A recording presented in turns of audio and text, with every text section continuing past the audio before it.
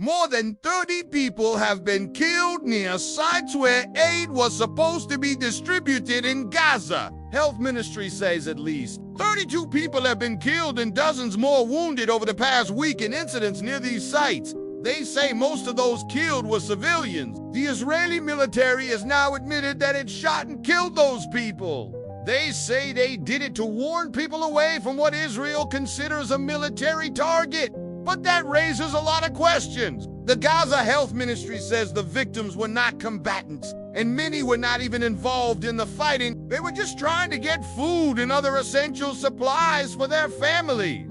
People desperately trying to get food and other essential supplies only to be turned back by Israeli forces. So what is the international community going to do about this? For instance, why did the Israeli military start shooting warning shots in the first place? And why didn't they use non-lethal force? The world body says the sites are becoming deadly zones for civilians. They're calling on Israel to ensure the safety of aid distribution points and allow humanitarian access across the Gaza Strip.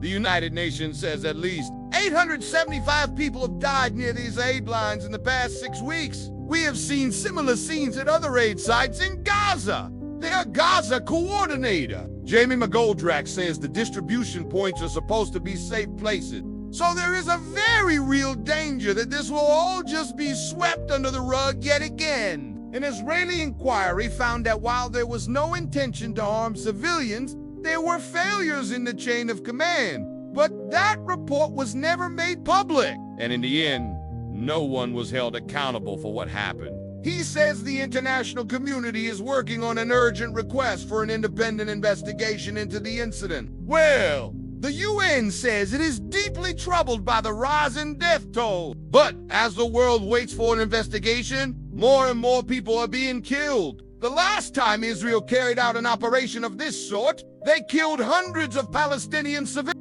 This report is from an international news agency.